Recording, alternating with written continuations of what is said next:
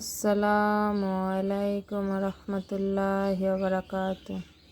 সুপ্রিয় দর্শক মণ্ডলী, আজকে আমরা জানব হযরত মুহাম্মদ সাল্লাল্লাহু আলাইহি সাল্লামের জীবন সংক্রান্ত কিছু গুরুত্বপূর্ণ ঘটনা ও হাদিস।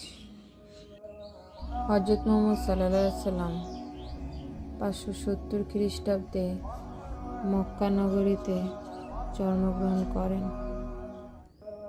তার পিতা হযরত আব্দুর রাদিয়াল্লাহু তাআলার মৃত্যুর পর মাত্র 6 বছর বয়সে তার মা হযরত আমিনা রাদিয়াল্লাহু তাআলাকেও হারান।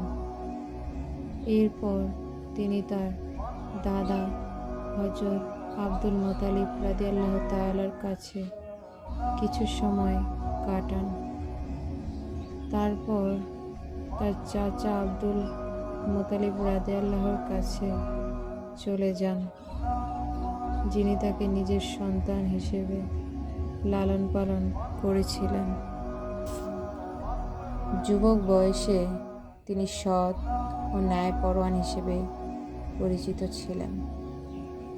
তাকে আল আমিন অর্থ বিশ্বস্ত হিসেবে অভিহিত করা হতো, কারণ তিনি মক্কায় সকলের মধ্যে বিশ্বাসযোগ্য ছিলেন। তিনি বিভিন্ন ব্যবসায়ী কার্যক্রমে অংশ নিতেন এবং সৎভাবে ব্যবসা করতেন। তিনি নবুয়ত প্রাপ্ত হয় মাত্র 40 বছর বয়সে। 40 বছর বয়সে হযরত মুহাম্মদ সাল্লাল্লাহু আলাইহি সাল্লাম মক্কার কাছে হেরা গুহায় একা ধ্যানে বসে ছিলেন। তখন তিনি আল্লাহর প্রথম বাণী ওহী প্রাপ্ত হন। এ সময় হযরত জিবরাইল আলাইহিস সালাম তার কাছে এসে বলেছিলেন, ইকরা। ইকরা অর্থ পড়ো। এর মাধ্যমে হযরত মুহাম্মদ সাল্লাল্লাহু আলাইহি সাল্লামের নবুয়ত শুরু হয়। এরপর তিনি ইসলাম ধর্মের প্রচার শুরু করেন। ইসলাম ধর্মের প্রচারের সময় হযরত মুহাম্মদ সাল্লাল্লাহু আলাইহি সাল্লামের প্রথমে তার পরিবারের সদস্যের মধ্যে ইসলাম প্রচার করতে শুরু করেন। পরে মক্কায় বিভিন্ন সম্প্রদায়ের মধ্যে তিনি ইসলাম ধর্মে দাওয়াত দিতে শুরু করেন। তবে মক্কায় শাসনগণ এবং তার সমাজের প্রভাবশালী ব্যক্তিরা তার বিরোধিতা করতে শুরু করেন। তারা তাকে আঘাত করতে এবং তার অনুসারীদের উপর নির্যাতন চালাতে থাকেন। মক্কায় ইসলামের বিরোধিতা বাড়তে থাকলে হযরত মুহাম্মদ সাল্লাল্লাহু আলাইহি সাল্লাম 622 খ্রিস্টাব্দে মদিনায় হিজরত করেন।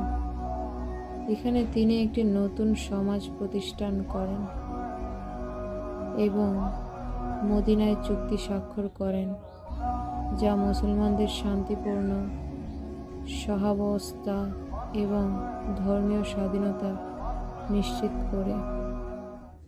মক্কায় বিজয়ের পর মদিনায় ইসলাম প্রতিষ্ঠার পর হযরত মুহাম্মদ সাল্লাল্লাহু আলাইহি সাল্লাম মক্কা এবং আশেপাশের এলাকার উপর দৃষ্টি নিবদ্ধন করেন।